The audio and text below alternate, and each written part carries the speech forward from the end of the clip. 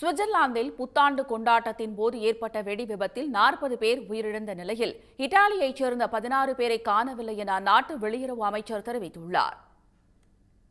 உலகின் பல்வேறு நாடுகளைச் சேர்ந்த சுற்றுலா பயணிகள் புத்தாண்டை கொண்டாட சுவிட்சர்லாந்தில் குவிந்துள்ளனர்.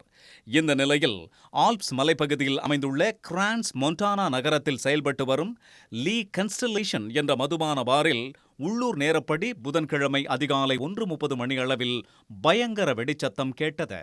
அப்போது புத்தாண்டு கொண்டாட்டத்தில் இருந்த நூற்றுக்கணக்கானோர் அலறி அடித்துக்கொண்டு ஓடிய நிலையில் தீயில் சிக்கி 40 பேர் உயிரிழந்தனர். காயமடைந்த 115 பேர் மருத்துவமனைகளில் அனுமதிக்கப்பட்டு உள்ளனர். இவர்களில் பலரது நிலைமை கவலைக்கிடமாக உள்ளதால் பலி எண்ணிக்கை உயரலாம் என அஞ்சப்படுகிறது. இதற்கிடையே பலியானவர்களின் உடல்கள் முழுமையாக கருகியதால் அவர்களை அடையாளம் காண்பதில் சிக்கல் நீடிக்கிறது. அறையின் கூரை மற்றும் சுவர் பகுதிகள் அனைத்தும் மரக்கட்டைகள் என்பதால் தீ வேகமாக பரவி கட்டடத்தை முழுவதுமாக சூழ்ந்ததாகவும் இதனால் உள்ளே இருந்தவர்கள் வெளியேற முடியாமல் சிக்கிக் கொண்டதாகவும் தகவல்கள் தெரிவிக்கின்றன.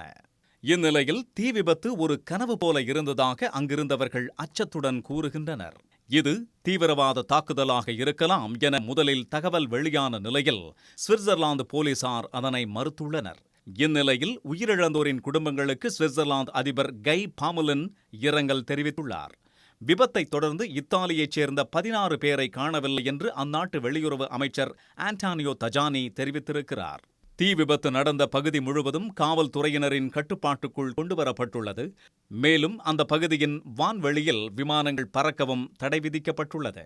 இதற்கிடையே தீ விபத்தில் உயிரிழந்தவர்களுக்கு பொதுமக்கள் மெழுகுவர்த்தி ஏந்தி அஞ்சலி செலுத்தினர். உடனுக்குடன் செய்திகளை தெரிந்து கொள்ள சன் நியூஸ் பெல் ஐகானை கிளிக் பண்ணுங்க.